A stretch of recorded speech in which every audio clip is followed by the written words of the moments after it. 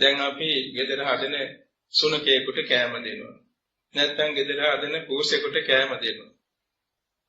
එතකොට අපි යම්කිසි සැලකිල්ලක් කරන්න ඕනේ නේද? පූසෙකුට කෑම දෙන්නේ මේ කෑම කල්ලා හොඳට මීවල්ලක්වා කියලාද?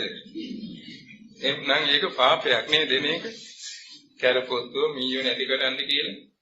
එහෙම නෙමෙයි එතෙන්ද හිතන්න වටිනා වැදගත් පණිවිඩයක් බුදුරජාණන් වහන්සේ අපට කියලා දීලා තියෙනවා. මේ පූසට උනත් දැන් කපුටෙකුට වෙනත් කුරුල්ලෙකුට සතෙකුට අපි යමක් දෙනවා. ඒ දෙනකොට හිතන්න වටිනා මොකක්ද?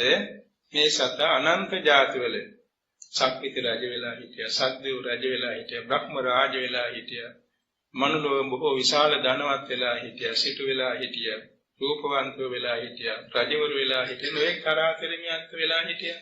සංසාර දෝෂයට මේ ත්‍රිසං සතෙක් වුණා. මමත් අනන්ත ජාතිවල මේ වගේ ත්‍රිසං සතු බවට පත් වෙලා හිටියා. අද ඉතින් මේ කියත් මම සසරින් නොමිදුනොත් අනන්ත ජාතිවල මට මේක මුහුණ පාන්න වෙනවා. ඒ නිසා මම මෛත්‍රියෙන් කරුණාවෙන් දෙන මේ ආහාරය මේ සතට දිව්‍ය අමෘතයක් වෙලා මොහොගේ සිතේ කුසාසිත පහළ වී හොඳ මනුලොවක කල්යාණ මිත්‍ර ඇසුරේ ජීවත් වෙමින් දාන ආදී දස කුසල් පාරමී පුරාගෙන ගිහිලා සසර දුකින් මිදී නිවන් දකේවා කියලා දෙන්නේ. එතකොට දානේ බොහොම ගැඹුරු කුසලයක් වෙනවා නේද?